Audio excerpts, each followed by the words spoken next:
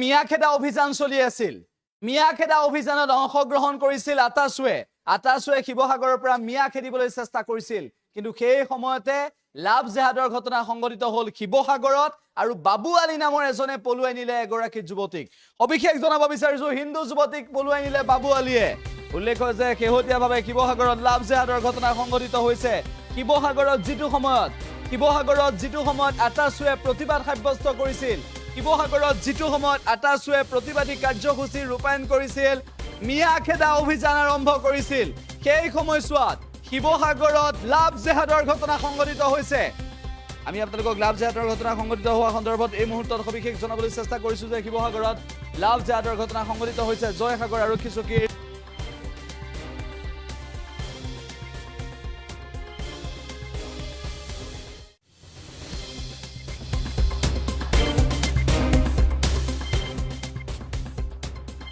আলহী হৈছে এগৰাকী যুৱক নাম হৈছে বাবু আলী শিৱসাগৰৰ জয়সাগৰ আৰক্ষী চকীৰ আলহী হৈছে বাবু আলী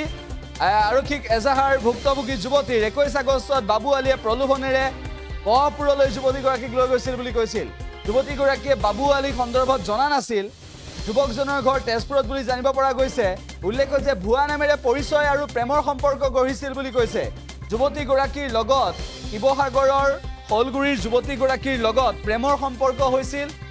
এটা অন্য নামেৰে কিন্তু বাবু আলী বুলি জনা নাছিল হেনো যুৱতীগৰাকীয়ে যিটো সময়ত মিয়াখেদা অভিযান আৰম্ভ হৈছে শিৱসাগৰৰ পৰা সেই সময়তে শিৱসাগৰত লাভ জেহাদৰ ঘটনা এই ঘটনাক লৈ প্ৰতিক্ৰিয়া এই ঘটনাক লৈ চৰ্চা শিৱসাগৰত যিটো ঘটনা সংঘটিত হৈছে এই লাভ জেহাদৰ ঘটনাৰ পিছতে ইতিমধ্যে যুৱকজনক আটক কৰিছে আৰক্ষীয়ে জয়সাগৰ আৰক্ষী চকীত ইতিমধ্যে আছে সেই যুৱকজন বাবু আলী নামৰ যুৱকজন আছে 21 আগষ্টত বাবু আলীয়ে যুৱতীগৰাকীক লৈ গৈছিল মিছা নাম কৈ বাবু আলীয়ে কেনেদৰে প্ৰেমৰ সম্পৰ্ক গঢ়িছিল আৰু তাৰ পিছত পলুৱাই নিছিল এই বিষয়টোক লৈ এবাৰ শিৱসাগৰত চৰ্চা কিয়নো শিৱসাগৰত মিয়াখেদা অভিযানৰ মাজত এইবাৰ লাভ জেহাদৰ ঘটনা সংঘটিত হৈছে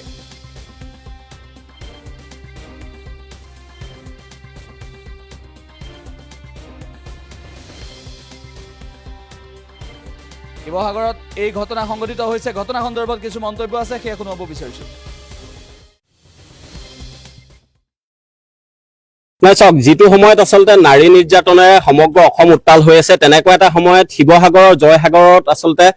এগৰাকী হিন্দু যুৱতীক প্ৰেমৰ প্ৰলোভনেৰে আচলতে বিয়া কৰাৰ প্ৰস্তাৱ আগবঢ়ায়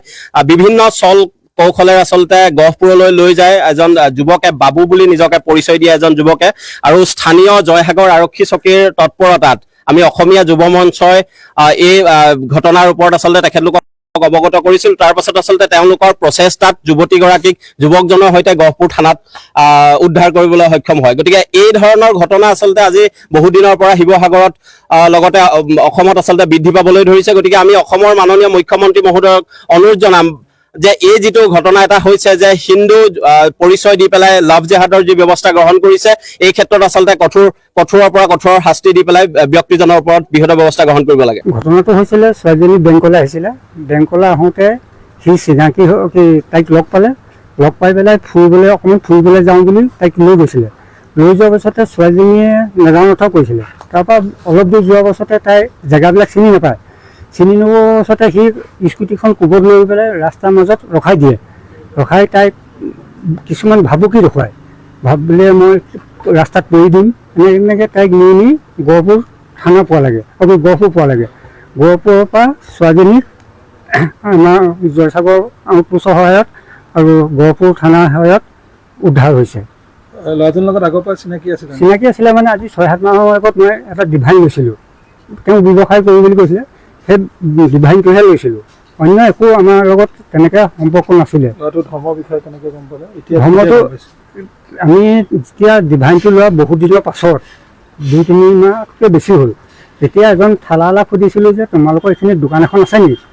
বোলে সেইখন দোকানটো লম্বু পুতে কয় লম্বুটো নাপাওঁ আগতে মই গম পাইছিলোঁ ছোৱালীজনীয়ে গম নাপায় মই গম পাইছিলোঁ কিন্তু মুছলিম মিয়া বুলি তাৰ পাছততো এই ঘটনাটো কৰি দিলে আমি তাৰ পাছত একো সবিশেষ আমি গম নাপাওঁ হ'ব নহয় চাওক, যিটো সময়ত আচলতে নাৰী নিৰ্যাতনেৰে সমগ্ৰ অসম উত্তাল হৈ আছে, তেনেকুৱা এটা সময়ত শিৱসাগৰৰ জয়সাগৰত আচলতে এগৰাকী হিন্দু যুৱতীক প্ৰেমৰ যিকোনো খবৰৰ বাবে যোগাযোগ কৰক 7099017330 অথবা 7099017990 নম্বৰ।